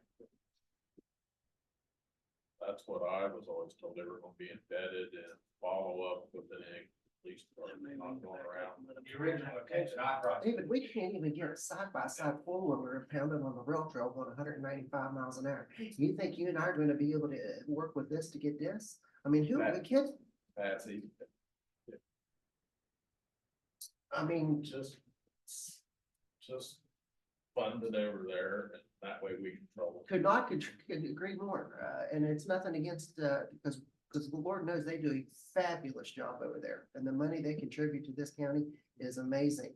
Talk about this guy over here. We're talking about this guy over here, because You would get my vote. we want to, we put it on the agenda. But at the same time, I think it's fair that we let Brad know that we're gonna go in a different direction, and it only makes sense that it falls under him, being that he's in the. Hate to say it, Gary, you see the ugly. And even though it's our children, we wish they weren't in the ugly. And it only makes sense that we want somebody on the street to help them desperately, to get them to somebody desperately that can maybe save their life. That was all. So if you could, so, Not necessarily social worker, caseworker. We need someone after.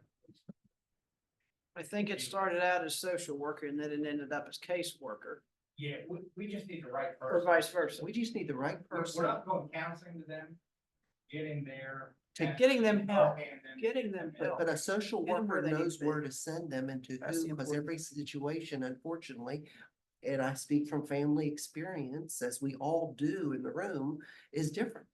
And honestly, I think we have some, that's social workers in the county who are not working.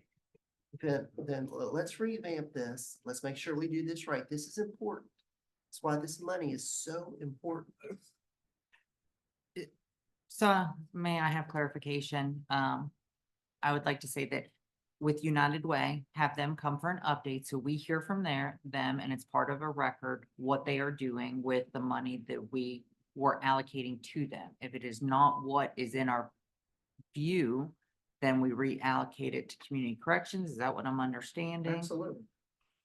And I'm gonna be honest with you, I don't say, yeah, Give us the opportunity to use the money elsewhere. I got it. Oh, no, I wanna give Gary the money, but at the same, corrections the money, but at the same time, I think that we're missing the opportunity with him having vehicle, with him having the staff that he has that knows where to go for particular situations. Okay, I just wanted to make sure I was clear. Yeah,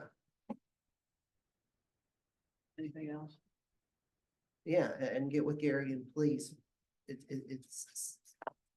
Is it gonna have to go through the 5G process to get that parking lot paved? Nancy, Cause if it is, start the 5G process, please. there's a little confusion on that. Thrasher, somebody hired Thrasher, I just say somebody, we've already gotten a bill to engineer. I haven't been able to find out who had issued the contract to Thrasher or who issued the purchase of Thrasher. We have paid them. I'm not, if we paid it, I don't care. Well, Just get the parking lot done. but we did get a contract. And it's over $10,000 engineering agreement. If I may, you and I had the discussion and I couldn't remember everything with the parking lot because these parking lots started back in 2021 was the original discussion. Going back and searching my record that it's taken. so- 2021, and this is 2024. Now, part of it is we could not do anything because That's of the the, with the construction trailers that were back there on that. Since Thrasher was helping us out with the GSA whenever I first came on, I did ask him to look at the parking lot. It was under the 15,000 that I could approve. So I did have him look at it for the drainage issues and everything else. Then As- can we take that and roll then? As for the bidding, that is going to have to go out through the 5G to pave it and to do the work and everything that will have to be put out for bid. So you But- just told me something good. The engineering's done. So No, the design and everything is done for those parking lots. I'm confused. David saying no, you're saying yes. Last bill we had said they were 20% on surveying and like 50 or 60% of the. It's the size of 3 pickleball courts. Yeah, I'll have to go. So that's it, I'm just telling you what the bill said.